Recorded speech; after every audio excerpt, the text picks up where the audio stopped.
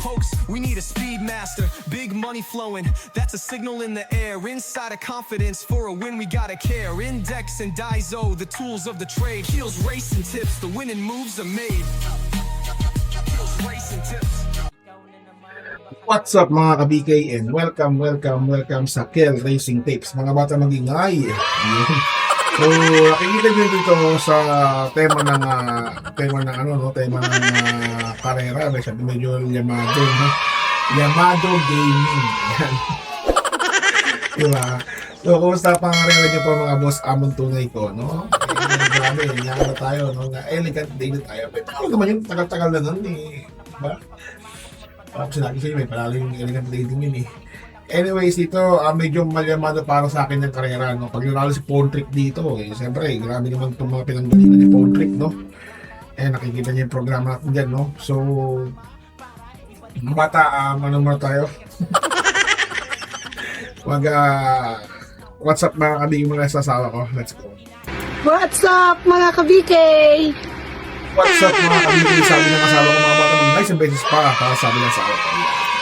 So, let's go to race number 1. Race number 1 mga boss, meron tayong 3-year old above maiden race mga boss, placers po ito. Lahat ng distansya po, 1,400 dito. Medyo malabado talaga dito. Pag nalala itong si Pontric mga boss, ayon sa aking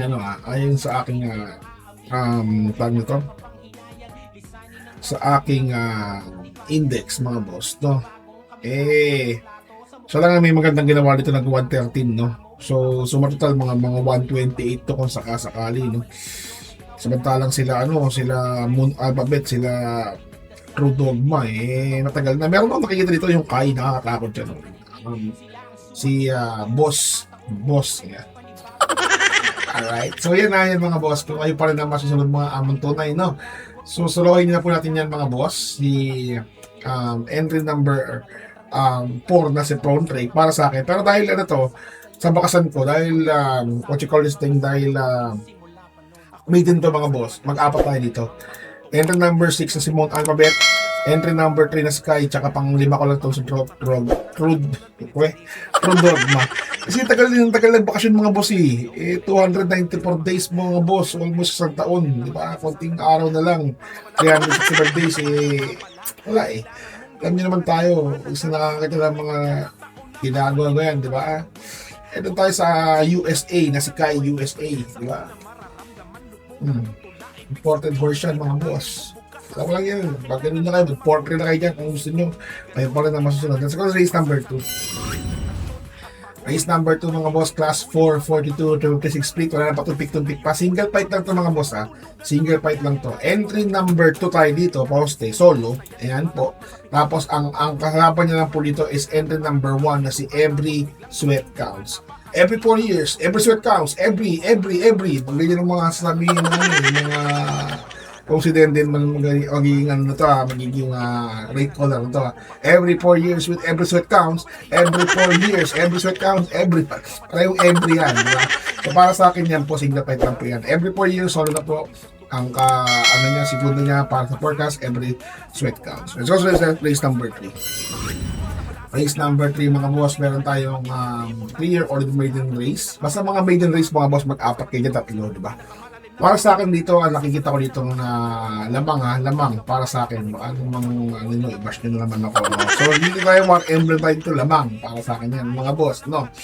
War Emblem, pwede po siyang ilagay ng huwag nyo kayo mawawalan na yung Your Wishes, yan. Your Wishes, yung 4, pwede yun, ilagay nyo yung 4. Tsaka yung Black Panther para sa quartet niya. Alam po may quartet to diba? May quartet to. So, War Emblem lamang sa akin yan. Blue Note, Your Wishes, tsaka Black Panther. Okay na yung tatlong yan. Alright. Kayo pa rin ang masusunod mga aming tunay ko, no?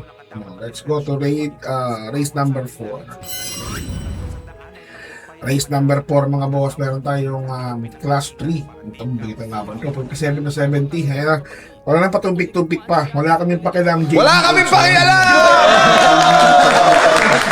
Ang nakikita ko lang dito, ang susikunda rito, tsaka mga kalaban niya, si Dream Girl, tsaka si Resonant. Yan lang.